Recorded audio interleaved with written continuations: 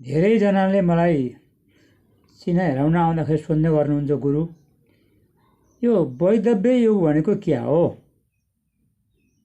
भनेर सोधिएका प्रश्नको उत्तर।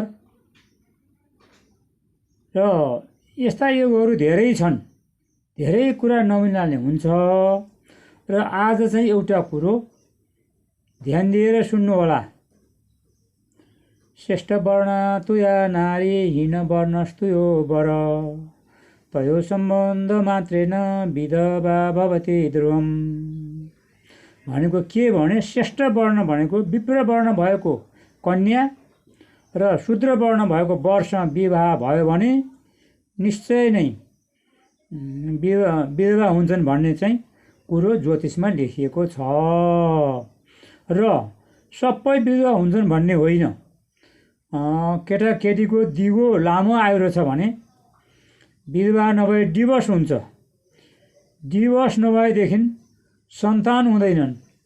सन्तान भए पनि बुवा आमाले भनेको मान्ने हुँदैनन्। अन्तै गएर अर्कै घरमा काम गर्ने, अन्तै बस्ने, अन्तै खाने, बुवा आमाले भनेको नमान्ने हुन्छन्।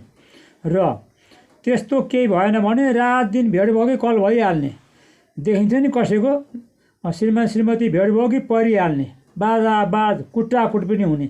यो के भन्दाखेरि विवाह गर्दाखेरि नाम रास गण वर्ग नारी इत्यादि जो जुराउनु पर्ने धेरै कुरा छन्। यी नमिलेकै कारण यस्तो हुन्छ। त अहिले त के छ भनेदेखि के भन्छन् भने मिलाए बेला गरिहाल्नुपर्छ, उहिलेको कुरा खुइले यस्तो कुरा गरेर हुन्छ भनेको धेरै ठाउँ सुनिन्छ। तर यो राम्रो होइन। नाम रास गण वर्ग नारी सबै मिलाएर गरेकै राम्रो हुन्छ।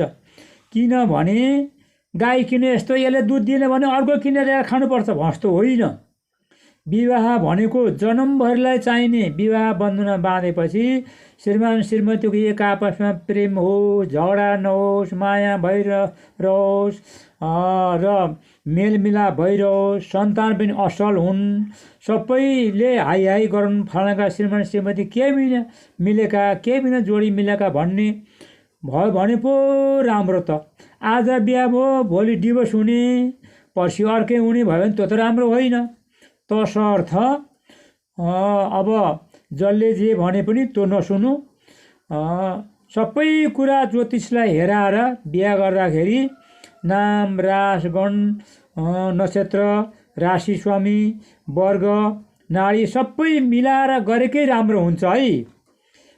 हुन त मानिसलाई सुन्दा यो नराम्रो लाग्ला, तर यो कुरो सही चाहिँ सत्य कुरो चाहिँ यही हो है।